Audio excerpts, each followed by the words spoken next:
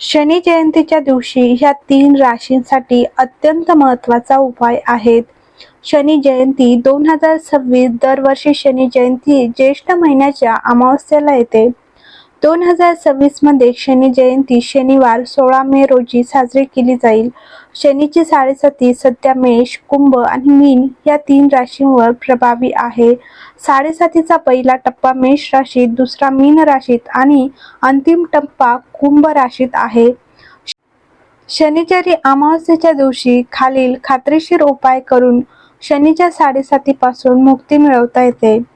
तर ह्या दिवशी छायादान हा उपाय शनी जयंतीपासून 11व्या शनिवारपर्यंत करा. पितळ किंवा स्टीलच्या भांड्यात मोहरीचे तेल भरा, त्यात आपला चेहरा पहा आणि ते तेल शनी मंदिरात शनीच्या चरणी अर्पण करा. ह्या उपायामुळे शारीरिक वेदना आणि अकाली मृत्यूची भीती दूर होते. तसेच शनीच्या साडेसातीपासूनही आराम मिळतो. पिंपळाच्या झाडातील दिवा. तर शनी अमावस्येच्या दिवशी सूर्यास्तानंतर पिंपळाच्या झाडाजवळ मोहरीच्या तेलाचा 4 बाजूनी म्हणजे 4 मुखी दिवा लावा. पिंपळाच्या झाडाला 7 वेळा प्रदक्षिणा घाला आणि ओम शनेश्वराय नमःचा जप करा. असे मानले जाते की भगवान शनी पिंपळाच्या झाडात वास करतात, ज्यामुळे पूर्वजांचे शाप शांत होतात आणि शनीच्या साडेसातीतून मुक्तीचा मार्ग मोकळा होतो. 10 अंध व्यक्तींना भोजन देणे. तर भगवान शनी सर्व प्रकारचे अपंग, मजूर, विधवा आणि गरीब लोकांना आशीर्वाद देतात. ह्या लोकांची सेवा केल्याने भगवान शनी प्रसन्न होतात. विशेषतः जर तुम्ही 10 अंध व्यक्तींना एकत्र पोटभर जेवण दिले तर भगवान शनी अत्यंत प्रसन्न होतील आणि तुम्हाला साडेसातीपासून मुक्त करतील.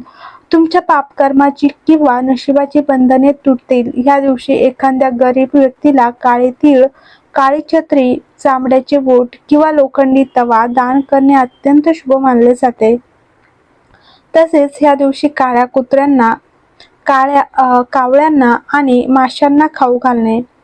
प्राणी आणि पक्ष्यांची सेवा केल्याने शनिदेव लवकर प्रसन्न होतात. या दिवशी काळ्या कुत्र्याला मोहरीच्या तेलात बुडलेली भाकरी खाऊ घाला आणि कावळ्यांना धान्य खाऊ घाला. जर कुत्रा काळा असेल तर तो राहू आणि शनी ह्या दोघांचेही नकारात्मक परिणाम निष्प्रभ करतो. हे शक्य नसल्यास ह्या दिवशी 100 माशांना धान्य खाऊ घाला. हनुमान चालीसा 8 वेळा पठण करणे. शनी जयंतीच्या दिवशी जर तुम्ही हनुमान चालीसा सलग 8 वेळा पठण केली, हनुमानजींना चाऊला अर्पण केला आणि त्यांना प्रसाद म्हणून गूळ, हरभरा आणि लाडू दिले तर तुम्ही खात्री बाळगू शकता की तुम्ही शनिदेवाच्या क्रोधापासून त्वरित मुक्त व्हाल आणि ते तुम्हाला कधीही त्रास देणार नाहीत.